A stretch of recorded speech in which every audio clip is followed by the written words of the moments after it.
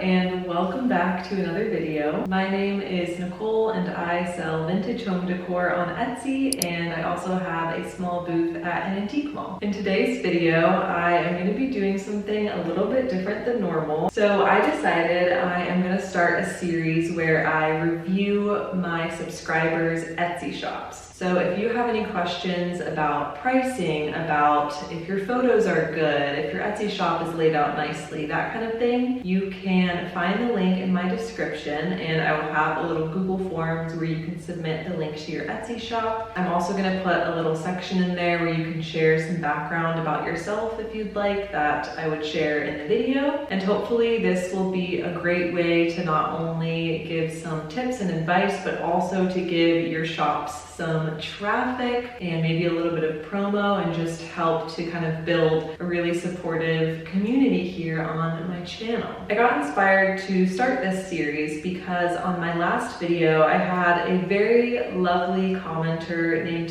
Carole, and she was asking me some questions about pricing. I asked her to send over the link to her Etsy shop so maybe I could take a look and give her some feedback, and I figured it would make for a fun video topic. So I asked for her permission to review her Etsy shop today in my video, and she said yes. Also, before we start, I just want to say a little disclaimer that I am by no means an expert or a pro at Etsy. This is just my personal experience and personal tips. So to start, Carole's shop is called Vintage Collectique, which is such a cute name. Carole told me that she is originally from France, and that really influences the type of items she likes to put in her shop. Right off the bat, she has some beautiful items. I really love this crewel piece. These candle holders are also very cool. She has a lot of nice brass pieces. These are stunning. My initial thoughts when I first looked at her shop was just feeling really surprised that she doesn't have more sales. So she's been on Etsy for 2 years and she has 10 sales. We'll just jump right into the tips. I'm gonna start off with photos. So her photos look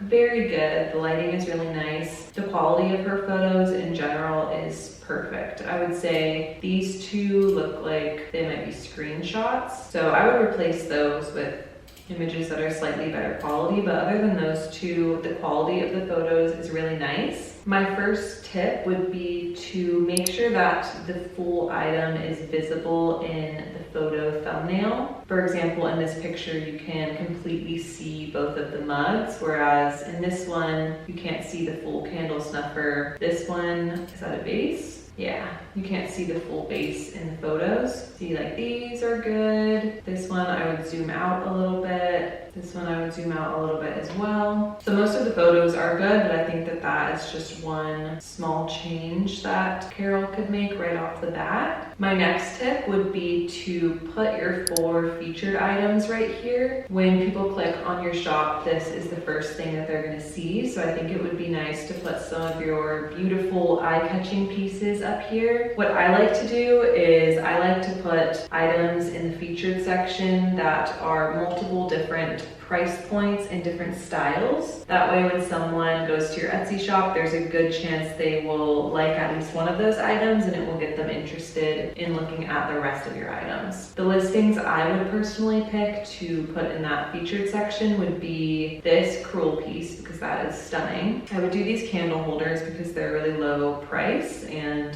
they're cool. I like those. I would put maybe these ones as your higher price point item. Those are just so stunning and beautiful. I think that would really draw people into your shop. And then lastly, I might put, there was a blue box that I liked. I might put this one in there. That way you have a piece of artwork, a box, and 2 different styles of candle holders. I'm gonna go ahead and edit that in so you can see what it would look like if Carole put those items up here instead of this dance bowl, which that dance bowl is very cool, by the way. Tip number 2 that I have would be to either make all of your items free shipping or remove the free shipping here. You have free shipping on a couple of your items, but I think that it would be better to make everything standard, make everything the same. My personal opinion, and I know it's going to be controversial for some, I don't prefer to do free shipping. I feel like when I tried free shipping, it really killed my sales. I also don't prefer free shipping on Etsy as a consumer. I know that there's no such thing as free shipping, that shipping is just baked into the cost of the item, and I personally don't like that. I like for the price to be separated. I like the transparency. I like that I can choose to buy an item from Georgia opposed to Washington State. I live in Florida, and I can get cheaper shipping by buying items that are closer to me. Most resellers, when they do free shipping, the price that they're baking into their item is going to be the cost to ship to the furthest state in the continental US if they're shipping from the US. And so I just don't like that as a consumer. I like the transparency. I don't want to be overpaying for shipping. I also like that I can bundle orders to get a lower shipping price, and I feel like I'm saving money and getting a good deal by doing that. I buy bundle items all the time on Mercari to resell, and the determining factor of whether or not I'm going to buy that item is if I can get the shipping price to be really low by buying a large sum of items. I figured if I don't prefer free shipping as a consumer, it makes sense for me not to do free shipping as a business owner. I only did free shipping for 3 weeks, so again, take it with a grain of salt, but my sales just completely died, and I wanted to do free shipping for longer than 3 weeks to get a better sample and better data to be able to kind of analyze everything, because 3 weeks is not a very long time, obviously, to try it out. But I just had this gut feeling that it just wasn't good for my business setup, so I switched back to calculated shipping, and as soon as I switched back, my sales just boomed. So if you want to keep free shipping, then, of course, do that if that's what you prefer. I see that most of your items are not free shipping, so I would just go ahead and remove these items that are free shipping and just make all of your shipping profiles on all of your items the same. I think that just helps to make it consistent. My next tip that is probably, again, going to be controversial is I would personally remove this 25% off discount you have here. So Carole has this discount here that allows her customers to get 25% off their purchase if they buy 2 or more items. Personally, I think your prices are really spot on. Honestly, some of the items, the prices are a little low, I would say, because you are still newer on Etsy and don't have a lot of sales, so you don't have a lot of credibility yet. I wouldn't change them, I wouldn't increase them, but I think on most of these items, if you're only getting 75% of that profit, you're going to be shooting yourself in the foot. So I would take that off. I am personally of the belief that having sales on your shop, running sales, having these little discounts cheapens your items. It makes them appear not as valuable. And I know for myself personally, I did do kind of a similar setup where I had 10% off if my customers bought 2 or more items. But what I found myself doing is that when I was creating my listings, I was pricing my items a little bit higher than I would normally to account for the fact that someone might get 10% off of the item. Back to what I was saying with shipping is that my approach to my Etsy shop is all about transparency. So I would rather just price the item at a reasonable, fair price that makes sense for that piece and not worry about sales and these deals and all that kind of stuff. I think by not running sales, you build trust with your buyer, and yeah, your prices are already great. So I would just get rid of that. And I understand that the point here is to encourage people to buy multiple items, but by not having free shipping, you're already doing that. So I think that that is more than enough. My next tip for Carole is to aim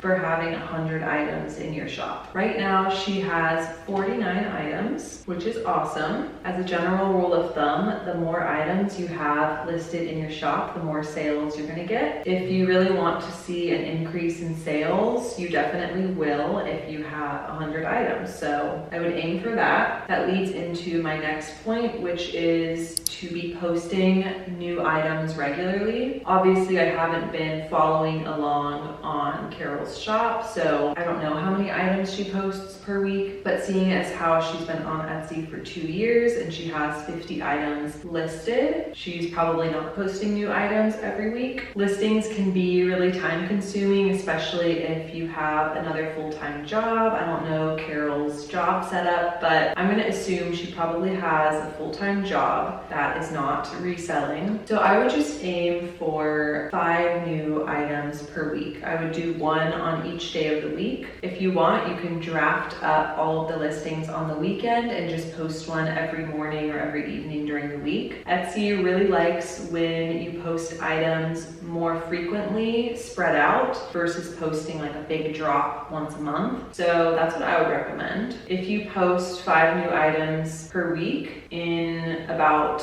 3 months, you'll have 100 items on your shop. Hopefully less, because hopefully you'll be racking in the sales. And lastly, the very last piece of advice I am going to give Carole today is to create sections for your shop. So in the spot where you are looking at all of your listings on the Etsy dashboard, you'll be able to add sections to your shop. I would go ahead and remove this on sale section, and I would just do a couple sections that correspond to the type of items you have. For instance, if this were my shop, I would probably do a section for artwork. I would do one for pottery. You have quite a few pottery pieces, maybe one for brass. You have a couple bookends. You could do a bookends section. That will just help make your shop look a little bit more professional. I also have a theory that Etsy likes when you use all of the features offered to you. So if they give you a spot to write a little bio about your shop, write a little bio. If they want you to create sections, create sections. If they give you 10 spots for photos, fill up all 10 spots. I think the more information you give to Etsy and the more you use all of their different features and fill out all of their categories and all the little options and everything, the more the algorithm is going to like your shop. From a business perspective for Etsy, I feel like it makes sense. They're going to prefer shops that are using all of their features. That is part of the reason why I did switch to free shipping initially, is because Etsy wanted me to, but it really just wasn't working for me, so I switched back. But in general, I would say play their game, do what Etsy wants, fill out as much information as you can on each item. And I think that that helps to boost your shop and appeals to the algorithm. That concludes my video for today. Carole, if you are watching and if you implement any of these tips, I would love to know in a couple of months if you saw any success with these tips and if you got more sales. I'm also going to have Carole's Etsy shop linked in the description below, so definitely check it out. She has some really cool pieces on there. If you do end up purchasing something from Carole, be sure to leave her a review as well. It really helps new sellers to have good reviews. And if you would like to be featured in a future video and you are wondering how to improve your shop, or maybe your sales aren't doing as well as you would like, feel free to click on the link. I'm going to put a link in the description of this video. It'll be probably some type of Google Forms that you can fill out just to give me your permission to share your shop in my video. And before I go, I just want to say thank you so much for your support. I've gotten so many lovely comments and supportive messages. I really appreciate it. I'm excited to keep posting new videos and keep growing my business and sharing with you all. If you are not already subscribed, I post new videos every Thursday, and I will see you in my next video.